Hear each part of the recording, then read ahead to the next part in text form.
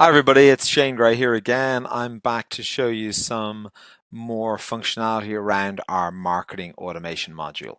So we've seen from the front end of Clinch how easy it is to build different calls to action, how to put lead capture at the start of the apply process to capture more of your inbound traffic, and how to build calls to action like talent networks, event signups, or even just signing up for simple newsletters. So want to talk through what happens after this data is captured, where it goes, and the type of automation that you can put in behind it, and also how you can potentially leverage the data you're collecting to manage wider outreach to your target audience when you're trying to fill some of those hard to fill positions. So again, very quick example here and a reminder, a classic Clinch Talent Network form, the ability to add different data to the form very, very easily, optionally allow people to upload resumes, a lot of flexibility around these forms. And again, switching into the back end, we looked through how easy it is to manipulate all the forms in Clinch with our custom form builder that allows you to define the data you would like to capture around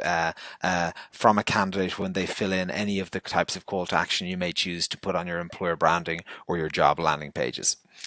So what happens when people come in, they view your jobs, they start to apply, they join the talent network, they sign up for newsletter?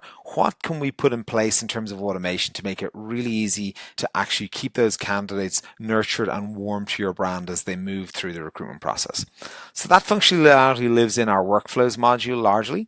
And within the workflow module, we've built the ability to run multiple workflows across the whole platform. So people who start to apply for jobs, you can run workflow sequences on. People who join the talent network, people who register for an event, people who register for a newsletter, everything can be automated as to what happens after that registration process. So let me show you one of our most common ones, and that's really around drop-offs. So in this scenario, somebody comes in, potentially from a jobs board or potentially direct from your careers to your career site, starts to apply for a job, but we don't get the signal back from one of the ATSs that you have integrated with that this candidate has completed their application.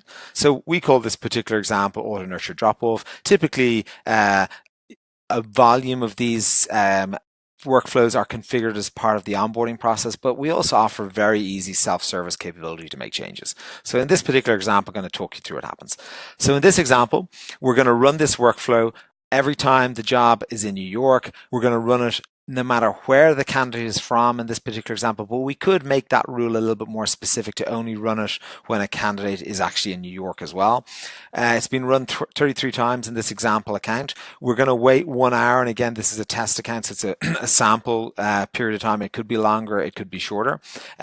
If after an hour we don't get a signal back from the ATS to say that the candidate has completed their job application, we are going to run a branch. If they are not completed, we're going to send them an email from Steve that nudges them, and this is using one of the email templates that we'll get to in a few minutes. And if the answer is yes, we're going to send them an email from Gail that says thanks for applying. And again, these sequences could be stacked up. So after applying, we could now run a sequence of 5 pieces of content that you want to send to the candidate over the next 5 days to keep them warm and engaged as the recruitment team process the application. It could be recruitment FAQs. It could even be used when their ATS state changes from interview or phone interview to on-site interview, in which case this sequence could be used to message them directions and or potentially a link to a calendar to book an actual specific appointment. And again, these sequences can also trigger SMS. It's not confined just to emails. Again, we can continue the process. In this example, we're delaying the step 2 minutes, but to give you a sense of how easy it is, we're going to change this delay to 1 hour and 2 minutes.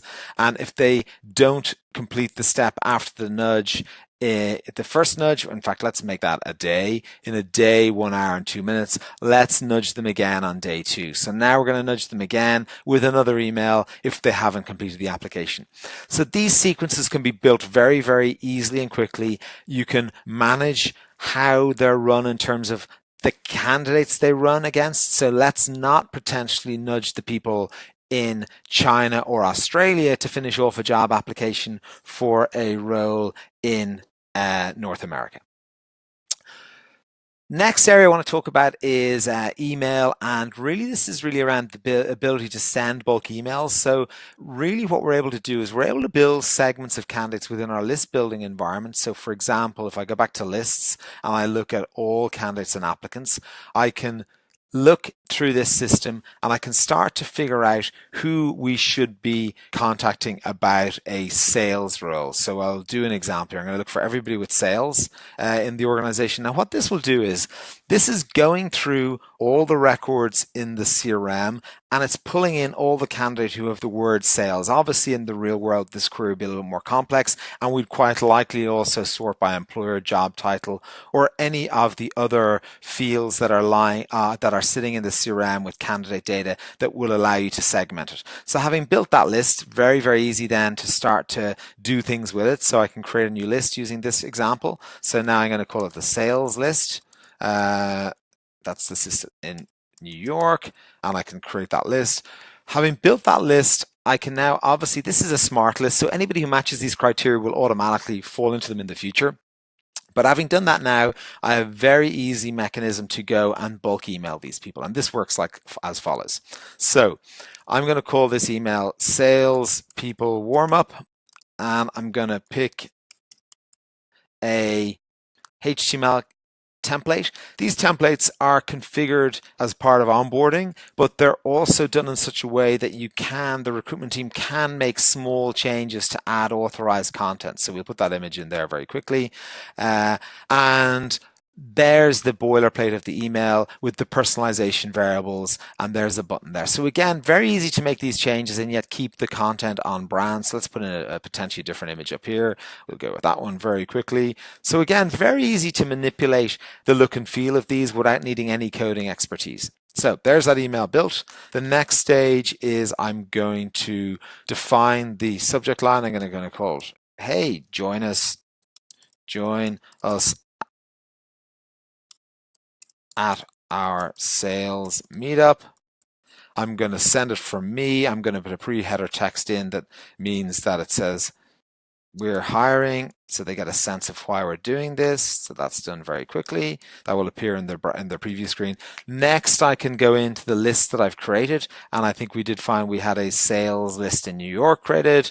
I can now get this to select this particular list. And what I can now do is I can review who's in it. I can preview the email. I can send a test email to the team member. And then, for example, I'm going to send it to Diego, who's on the team. I can send Diego the test email. And then ultimately I can send the email. I'm not going to send it to these candidates in this particular example. But I hope that's pretty clear and straightforward.